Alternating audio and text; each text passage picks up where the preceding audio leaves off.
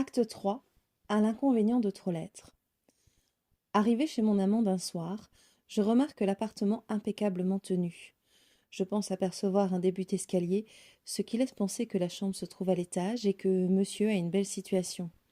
Espérons qu'il sera aussi doux au lit que pour ses avances. Je regarde quelques photos accrochées au mur pendant qu'il tente de trouver une de ces fameuses bouteilles. Je lui dirais bien de laisser tomber, car je sens que l'alcool que j'ai consommé me monte déjà à la tête. J'ai besoin de souffler un peu. Il s'approche de moi, sans verre à la main, et commence à m'embrasser dans le cou. Bizarrement, je le trouve assez gauche. Sans plus de manière, il se positionne derrière moi et commence à déboutonner mon pantalon. Je ne sais pas. Je n'ai plus envie. Je sens l'alcool, lui aussi. Ses mains qui parcourent mon corps ne provoquent aucun désir en moi. Je me retourne vivement, lui dis d'un air nonchalant que je suis fatiguée et que je ferais mieux de rentrer. Son regard, tout d'abord amusé, devient un peu plus froid, et sa main commence à me malaxer un sein sans aucune élégance. Mon absence d'envie passe au léger dégoût. J'aimerais juste que tout s'arrête là, qu'il ne fasse pas le gros beauf prêt à conclure coûte que coûte.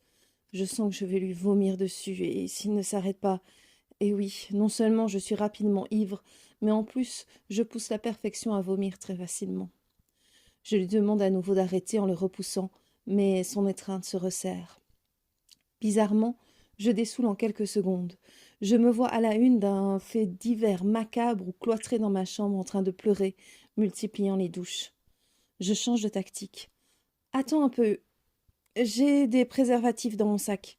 Mon sac étant à l'entrée, je pourrais filer facilement. J'aime les filles entreprenantes.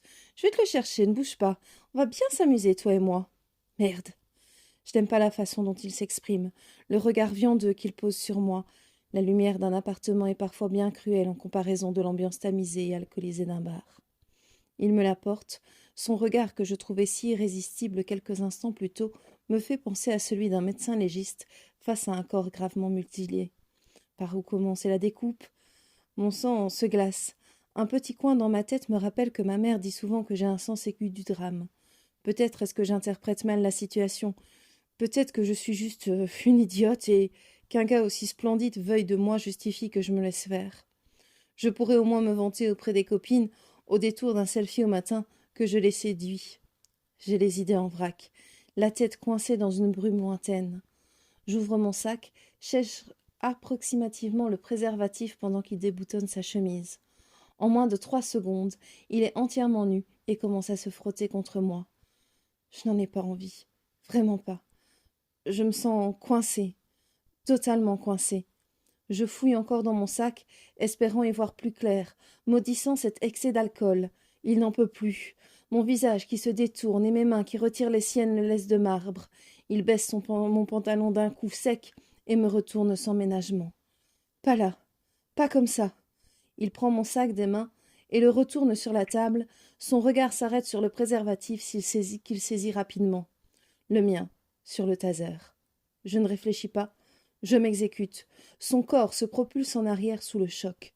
Il convulse. J'attends un peu, prie pour ne pas l'avoir tué, tente de rassurer que non, ce n'est pas fait pour ça.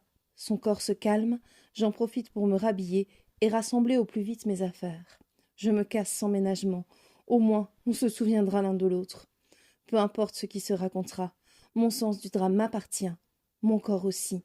Point barre.